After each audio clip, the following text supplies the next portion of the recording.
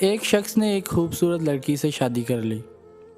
بہت محبت کرتا تھا اپنی بیوی سے، مگر ایک دن اس لڑکی کو جلد یعنی سکن کی کوئی بیماری لگ گئی، جس سے اس کی خوبصورتی روز بروز گھٹتی جا رہی تھی۔ ایک دن اس کا شوہر کسی سفر پہ نکلا۔ واپس آتے ہوئے اسے حادثہ پیش آیا جس میں اس کی دونوں آنکھیں جاتی رہیں۔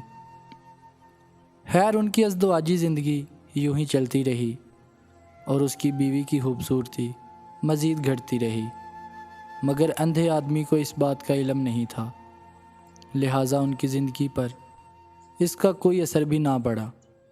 دونوں ایک دوسرے کو پہلے کی طرح چاہتے تھے اور ایک دوسرے کا خیال رکھتے تھے۔ خدا کا کرنا ایسا ہوا کہ ایک دن اس لڑکی کا انتقال ہو گیا۔ اس کا شوہر نہایت غمگین تھا اس صدمے سے، جس کے باعث اس نے اپنا سب کچھ فروخت کر ڈالا اور شہر کو چھوڑ کر کسی دوسرے شہر جانے لگا۔ جاتے ہوئے راستے میں ایک شخص نے پیچھے سے آواز دی اور کہنے لگا، اکیلے کیسے جاؤ گے؟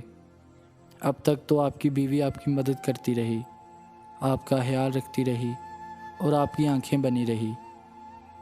اندھے آدمی نے جواب دیا کہ میں اندھا نہیں تھا، مگر اسے ایسے دکھا رہا تھا جیسے میں اندھا ہوں، کیونکہ اگر اسے یہ پتہ ہوتا کہ میں اس کی بدصورتی دیکھ سکتا ہوں تو یہ احساس اسے اس کی بیماری سے زیادہ تکلیف دیتا، اس لیے میں نے اندھے ہونے کا ڈرامہ کیا۔